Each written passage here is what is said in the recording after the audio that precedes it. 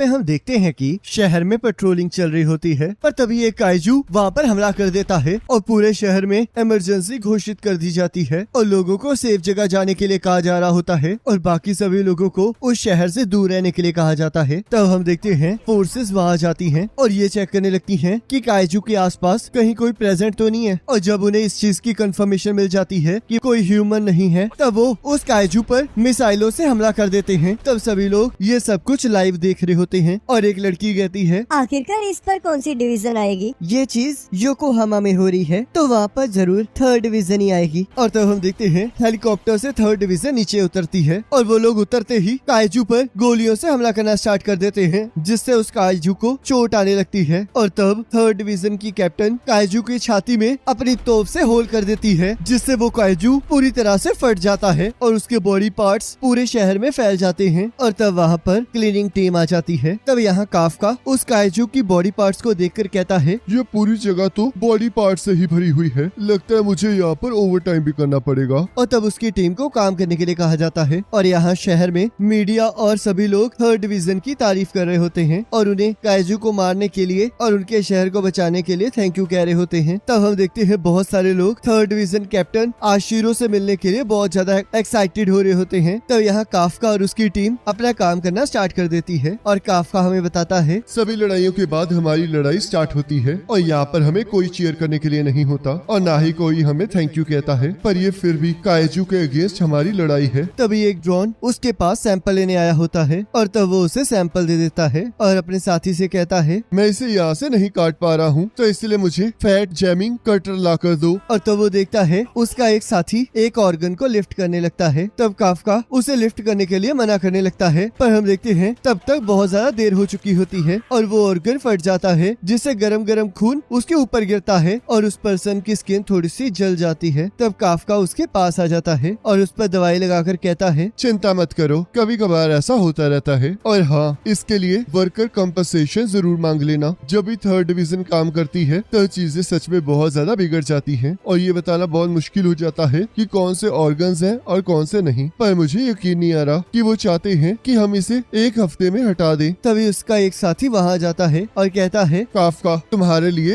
एक नई जॉब है, तुम्हें इंटेस्टाइन्स के पास जाना होगा। जिसे सुनकर वो बहुत ज्यादा डर जाता है और वहाँ से भागने लगता है। तब उसका साथी इस बात के लिए जोर जोर से हंसने लगता है और एक पर्सन उसे पकड़कर कहता है, तुम्हें साथ चलना ही होगा और वैसे भी मैंने मैनेजमेंट से परमिशन मांग ली है। तब एक पर्सन कहता है, मैंने सुना है कि इंटेस्टाइन की जॉब बहुत ज्यादा मुश्किल होती है, क्या ये सच है? जरा ध्यान से सोचो, आखिरकार उनमें होगा क्या, फिर मुझे बताना कि वो मुश्किल है या नहीं। तब यहाँ काफका सोचता है, आखिरकार क्यों हमेशा मुझे इस ड्यूटी पर भेज दिया जाता है। और तब उसे उल्टी आने लगती है और हम देखते हैं वो उस काइजू की पोटी साफ करने लग जाता है। तब यहाँ रात को काफका कहता है, मैं पूरी तरह से थक चुका हूँ और मुझे अभी भी उस चीज की स्मेल आ रही है। तब यहाँ न्यूज में 3rd डिवीजन कैप्टन आशिरो के बारे में बताया जा रहा होता है और उसमें न्यूज एंकर कहती है, कैप्टन आशिरो अभी सिर्फ 27 सालों की है, पर उसने इतने कम उम्र में भी 100 से भी ज्यादा काइजू को मार डाला है। और तब काफका अपना बचपन याद करने लगता है, जिसमें उसने आशिरो को कहा होता है कि वो दोनों मिलकर सारे काइजूस को खत्म कर देंगे। तब यहाँ काफका कहता है, आखिरकार मैं इस जगह कैसे आ गया, पर रुको, मुझे इसके बारे में नहीं सोचना चाहिए था। क्लीनिंग करना भी बहुत इम्पोर्टेंट जॉब है और इससे तो मैं सोसाइटी की मदद कर रहा हूँ, जिसकी वजह से मैं इतने अच्छे घर में रह रहा हूँ और अच्छा खाना खा पा रहा हूँ। क्या ये अच्छी बात नहीं है? और तब वो अगले दिन फिर से काम पर चला जाता है, जहाँ उसका एक साथी कहता है, काफका आज हमारे साथ एक नया पार्ट टाइमर काम करना शुरू कर रहा है और इसका नाम इचिकावा है। इसका कहना है कि इसे भी डिफेंस फोर्स ज्वाइन करनी है और इचिकावा काफका भी कभी डिफेंस फोर्स ज्वाइन करना चाहता था, पर अब ये सब कुछ छोड़ चुका है और अब ये यहाँ के फर्नीचर का पार्ट है, जिससे काफका को बिल्कुल अच्छा नहीं लगता और वो कहता है, ऐसे बच्चे को डराना बंद करो। तो इचिकावा कहता है, सुनिए सर, आखिरकार आपने हार क्यों मानी? मैंने बहुत ज्यादा कोशिश की, पर जैसे कि तुम्हें पता ही है कि तुम चाहे जितने मर्जी अच्छे हो, पर कोई न कोई तुमसे अच्छा जरूर होगा। और तुम ये भी कह सकते हो कि मैं ये जान चुका था कि मैं इस लिमिट से आगे नहीं बढ़ पाऊंगा। जब तुम बड़े हो जाओगे तब तुम्हें इस बात का एहसास हो जाएगा। ऐसा कुछ नहीं होने वाला, क्योंकि मैं कभी हार नहीं मानूंगा, तो इसलिए जब तक मैं मरता नहीं तब तक मुझे कुछ पता नहीं चलेगा। और तब वो चेंज करने चला जाता है। तो टोकू कहता है, मुझे लगा था तुम दोनों की अच्छी बनेगी। ये बिल्कुल भी अच्छा नहीं हुआ। मैं ऐसा कुछ नहीं कह सकता था जिससे मैं लूजर ना लगूं। क्या गिव अप करना इतना बुरा होता है? और तब वो लोग काइजू को साफ करने वाली जगह पर पहुंच जाते हैं, जहाँ सब सबको अपना अपना काम बताया जा रहा होता है। तो यहाँ इचिकावा को इंटेस्टाइन साफ करने का काम दिया जाता है, जिससे काफका बहुत ज्यादा खुश हो जाता है और तब उसे भी वही काम दे दिया जाता है। तब वो कहता है, मैंने तो कल भी यही काम किया था, आखिरकार मुझे आज भी क्यों ये काम करना पड़ रहा है? ये इसलिए है क्योंकि तुम इंटेस्टाइन वर्क के साथ बहुत अच्छे हो। और तब वो अपने काम के लिए निकल जाता है। तब वो मैनेजर कहता है, ये हमेशा अपने काम की कंप्लेंट करता रहता है, पर इसने कभी भी मना नहीं किया। अगर ये डिफेंस फोर्स में होता तो ये बहुत अच्छा काम करता, पर ये तो तभी पॉसिबल हो सकता था अगर ये टेस्ट को पास कर लेता। और तब वो सभी लोग काम करने के बाद खाना खाने चले जाते हैं। और यहाँ हम देखते हैं इचिकावा का मन काम की वजह से खराब हो रहा होता है, जिसे देखकर काफका बहुत ज्यादा खुश हो रहा होता है। और तब उसका भी मन खराब होने लगता है। और तब वो इचिकावा से कहता है, क्या तुम अपने साथ लंच लाए हो? पर अब मेरा इसे खाने का बिल्कुल मन नहीं है। तब काफका उसे मल्टीविटामिन का एक जूस का पैकेट देता है और कहता है, अगर तुम्हें शाम तक काम करना है तो तुम्हें कुछ खाना ही होगा, इसलिए तुम इसे रख लो। और ऊपर से तुम नाक को बंद करने के लिए ये ले लो, इससे तुम्हें काम करने में आसानी होगी। तब इचिकावा उस चीज के लिए मना करने लगता है। तब काफका उसे जबरदस्ती उसे पहनाने की कोशिश करने लगता है। उसके बाद वो सभी लोग काइजू की पोटी को साफ करने वाले काम पर लग जाते हैं और काम खत्म होने के बाद वहाँ से चले जाते हैं। तब यहाँ काफका कुछ इंस्पेक्शन कर रहा होता है और कहता है, शुक्र है, आखिरकार सबसे बदबूदार जॉब खत्म ही हो गई। तब इचिकावा वहाँ आ जाता है। तब काफका कहता है, क्या तुम मेरे से बदला लेने आए हो क्योंकि मैंने लंच में तुम्हारे साथ वो किया था? ऐसी बात नहीं है, मैं तो आपका शुक्रिया अदा करने आया हूँ क्योंकि आप ही की वजह से मैं अपने पहले दिन टिक पाया हूँ, तो इसलिए थैंक यू। और हाँ, डिफेंस फोर्स की एप्लीकेशन के लिए वो लोग एज लिमिट को 32 कर रहे हैं क्योंकि उन्हें और ज्यादा यंग लोग नहीं मिल रहे हैं। वैसे मैं आपको ये तो नहीं बता सकता कि आप अपनी लाइफ के साथ क्या करेंगे, पर जब आपने पहले कहा था कि आप हार मान चुके हैं तब आप बहुत ज्यादा उदास लग रहे थे, पर मुझे इससे कोई फर्क नहीं पड़ता। और अगर मैं गलत हूँ तो आप इस चीज को यहीं छोड़ सकते हैं, मुझे उससे कोई प्रॉब्लम नहीं है। तो इसलिए good night. Ichikawa, thank you, तुम सच में बहुत अच्छे हो। ऐसा कुछ नहीं है। और तभी एक काइजू उसके ऊपर हमला कर देता है और जैसे उसे खाने लगता है काफका उसे बचा लेता है। और तब वह काइजू फिर से इचिकावा पर हमला कर देता है, पर काफका उसे लात मारकर दूर फेंक देता है। इचिकावा, जल्दी यहाँ से भाग जाओ और जैसे ही तुम सेफ हो जाओगे वैसे ही डिफेंस फोर्स को इसके बारे में बता देना। पर आप इस चीज से अकेले नहीं लड़ पाओगे। पर अगर तुम यहाँ रुके तो हम दोनों ही मारे जाएंगे। तुम डिफेंस फोर्स ज्वाइन करना चाहते हो ना, तो आखिरकार तुम यहाँ पर क्यों मरना चाहते हो? तो इसलिए यहाँ से भाग जाओ। और तब इचिकावा वहाँ से भाग जाता है और काफका उस काइजू का ध्यान अपनी तरफ खींचते हुए वहाँ से भागने लगता है। और तब हम देखते हैं वो काइजू भी उसका पीछा करने लगता है और काफका उससे बचते हुए एक बिल्डिंग में घुस जाता है जहाँ से वो काइजू अंदर नहीं आ पा रहा होता। और तब काफका वहाँ की एक खिड़की से बाहर कूद जाता है और हमें एक फ्लैशबैक दिखाया जाता है जहाँ शिरो रो रही होती है और काफका कहता है, हमारा घर, हमारा स्कूल, सब कुछ तबाह हो गया। मैं उस काइजू को नहीं छोड़ूंगा और उसकी वजह से तो मैं अपनी गेम भी नहीं फिनिश कर पाया। क्या तुम इस वजह से सैड हो? मैं तो इस वजह से उदास हूँ क्योंकि मीको मर चुकी है। मीको तुम्हारी बिल्ली थी ना? और तब वो दोनों ही अपने शहर को देखने लगते हैं और एक साथ डिफेंस फोर्स ज्वाइन करने की बात करते हैं। तब काफका कहता है, ठीक है, तो चलो देखते हैं कि कौन सबसे कूल डिफेंस फोर्स ऑफिसर बनता है। तो चलो फिर मिलकर काइजू को हराते हैं। तब यहाँ काफका उस काइजू से बचते हुए सोचता है कि जो हमने वादा किया था वो इस तरह नहीं था। और तभी हम देखते हैं वो काइजू बिल्डिंग तोड़ के उसके पीछे आ जाता है और काफका लड़ने के लिए तैयार हो जाता है और सोचता है, मैं इस काइजू से नहीं डरता हूँ, तो मुझे